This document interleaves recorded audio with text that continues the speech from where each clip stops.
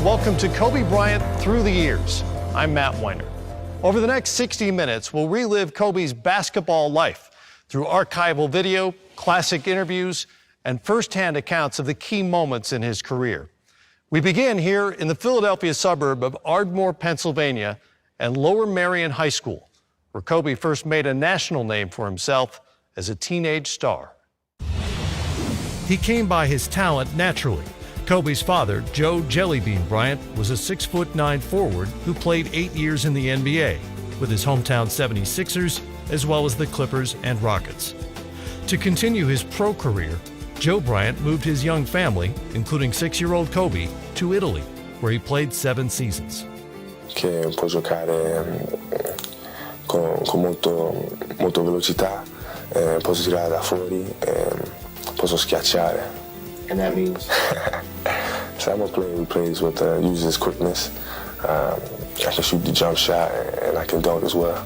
After 8 years in Europe, the Bryants returned to Philly for Kobe's middle and high school years.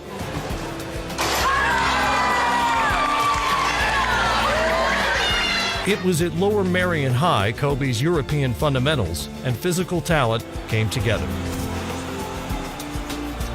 By the time he graduated, Kobe had broken Wilt Chamberlain's Pennsylvania scoring record and led the Aces to the school's first state title in more than a half-century.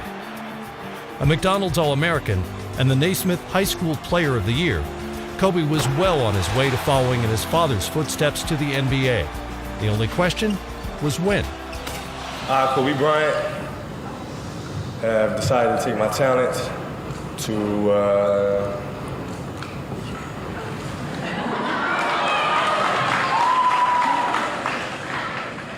No, I have decided to skip college and take my talent to the NBA. Greg Downer has been the head coach at Lower Merion High School since 1990.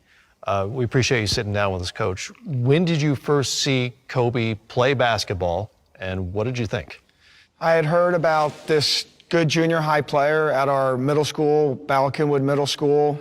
There was quite a bit of buzz circulating about this young player that had moved here from Italy. So I went down and I took a look. I watched one of his games. They had a weird rule where you had to pass the ball X amount of times or you would possibly be benched. So I felt I didn't get like a great look at him that day. So I decided to invite him to scrimmage and come to a practice with our current varsity. And he came to a practice on a Saturday morning and went through a few drills, and 5 minutes into this segment, I turned to my assistant coaches and I said, this kid's a pro. I had never seen such amazing skills for somebody that young. He was 6'2", 140 pounds at the time, but I knew he was not done growing. And as I moved this 14-year-old ahead in my mind from 14 to 15 to 16 to 17, I just had an idea that this kid was going to be an amazing player. We've heard that throughout his career, how driven he was as a player, how hard he worked. Was that the case back then?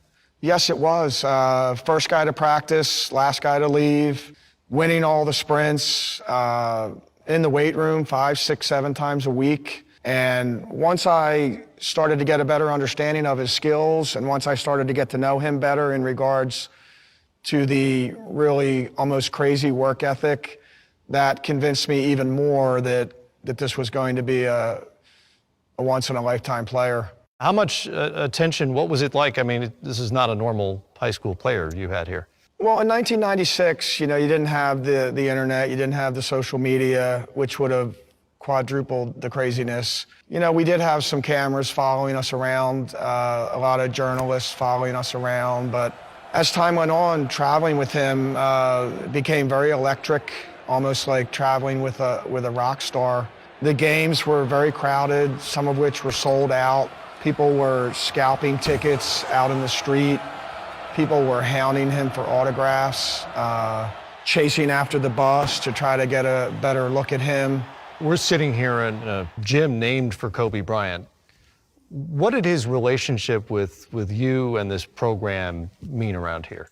It meant a lot. I mean, it meant a lot to me to be able to say that I coached him. one of the highlights of my career, if not the highlight of my career. It meant a lot that he kept in touch with Lower Merion, calling it really his only alma mater, having not gone to college. It meant a lot when he would come into town and come speak to whatever team I had at the time. He left us tickets. We worked his summer camps, and I feel really good about the fact that I felt like I never crossed the line or really asked him for much, but he gave a lot back to Lower Merion for a person that was very busy, and stories about him wearing his Lower Merion game shorts under his Laker uniform. He meant the world to this place. Coach, I can't thank you enough for sitting down and sharing your memories. Thank you.